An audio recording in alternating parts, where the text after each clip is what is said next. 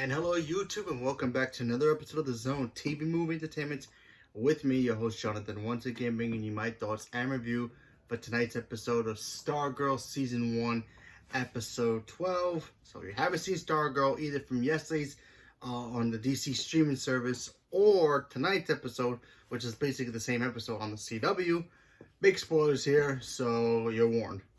So, Stargirl. First of all, we're on pretty much, this is the last episode before the finale, before the season finale, and it already got renewed for season 2, except it's not going to be a part of the DC streaming service anymore. I think Warner Brothers and DC are going to shut that down and only have HBO Max, but CW is going to continue Stargirl for season 2 moving forward next year, so that's on a plus side. So this episode, all bets are off, people. It's time for the showdown to begin. You know, we have the Injustice Society. They're getting ready to put on their machine.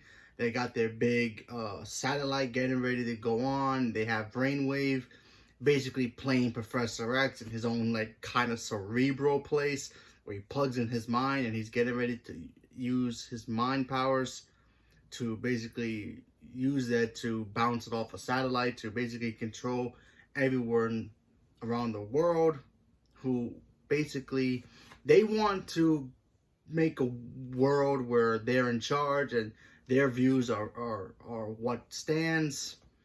And, you know, everybody whose brains are smart enough to understand that will be on their control.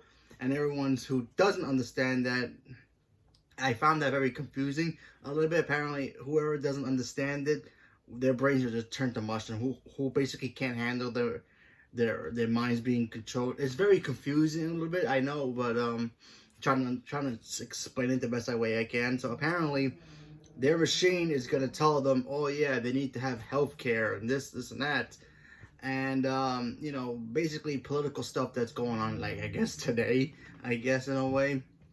So it's going to get into their brains. If they can understand it, they're going to be fully controlled and fully listen to the cause and all this and that. And if it does, and if they can't understand it, their brains get melted and they die. So that's basically what the team, you know, Courtney and the team had to stop. And basically they decided they got to split up. They got to go into hiding a little bit so they can basically strategize what they need to do. We did get to see Sportsmaster attack Pat in his auto shop. He was with his son. He finally told him the truth of what's going on. His son found out. Personally, I don't like the son character. I like him, the actor. Excuse me.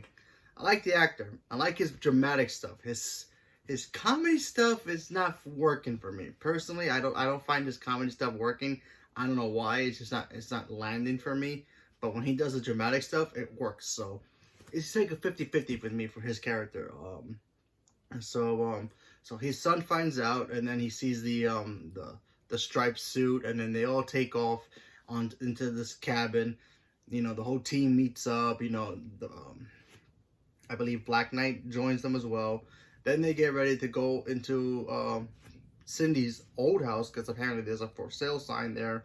Probably a cover up, probably. So they go there. They all split up. They found another way that they can get into the underground lair of the Injustice Society. They find like a river, a dam they can go into. So Stripes goes in there with Courtney. The two of them go in there while the rest of the team goes to Cindy's house, or the little basement.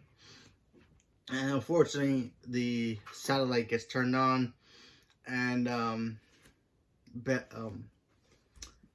Dr. Midnight, she tries to pretty much, I guess, hack the hackers, as she called it. And then, of course, she gets caught by the Gambler. He tries to unhack her, and then the whole plan goes on. And then, of course, everybody pretty much gets mind controlled, except for Courtney, which basically means all the adults.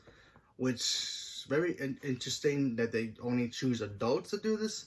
So, I have no idea. Sportsmaster and his wife also, Tigress, they also go to Courtney's house. Well, Tigress goes to Courtney's house, attacks her and her mom first before they go to the safe house. They fought her off. Obviously, they win. Her mom kind of embraced the fact that, hey, this is actually kind of cool. This isn't dangerous. Go figure. I don't know. I thought that was pretty funny when she said that, but okay. And then of course we see Pat fight Sportsmaster in his auto shop. So there was that. He won naturally, and then he had his son's help, so that was cool. And at the end of the episode, Stripesy and the rest of the adults all got brainwashed, and it looks like he's gonna end up fighting Courtney in the next episode, in the final episode. Like I said, interesting episode. I kind of like how they got back in track a little bit, because last week's episode kind of was a little disappointing for me because of the whole. Oh, at one point we found out that Courtney's dad was Starman, and the whole season so far was all leading up to that. And then unfortunately, her father comes back. We find out he's basically a bum. He's a nobody. And then they kind of whole retcon that. We found out that Henry Jr. was supposed to be her cousin, but now was not. So there's that. Now apparently they telling us now that he is dead. I still don't believe that he's actually dead. I feel like he's gonna come back. Don't know when. Maybe next season. But who knows? The violin person, the principal. Apparently, she got killed by by Tigress and Sportsmaster. I don't know if she's actually dead. Maybe she just got knocked out, but she got stabbed. So who knows? Maybe she has a healing power or something. I don't know. But that was interesting as well, because I would assume that she'll probably be leading the next team for the big bad. We still haven't seen Gorilla Grodd. I mean, not Gorilla Grodd. Sorry, Solomon Grundy. Wrong DC character. Sorry. Solomon Grundy, yeah, he hasn't come out. I would assume he comes out next week. And if not, they'll save him for next season, which I'm starting to think that next season is going to be about, okay, they defeated the team. They think everything's fine. And then Cindy is going to recruit the other kids, the other Injustice Society kids that are still around, which is Sportsmaster's daughter, and whoever else is there. Maybe the principal who had the violin, her kid. Maybe he turns. Who knows? Maybe Henry's alive. Maybe they try to recruit him again. I don't know. That's just a guess. But we have to wait to see what happens next week, next Monday or Tuesday, depends on if you watch it on Monday, with the whole DC app. So leave me a comment below. Let me know what you guys thought about the episode, if you saw it tonight, and what do you think is going to happen at the end? Do you think we're going to get Solomon Grundy at the end? Do you think they're going to save him from next season, or are they just going to show us, a little tease? So leave me a comment below. Let me know what you guys thought. Thank you very much, and have a good night.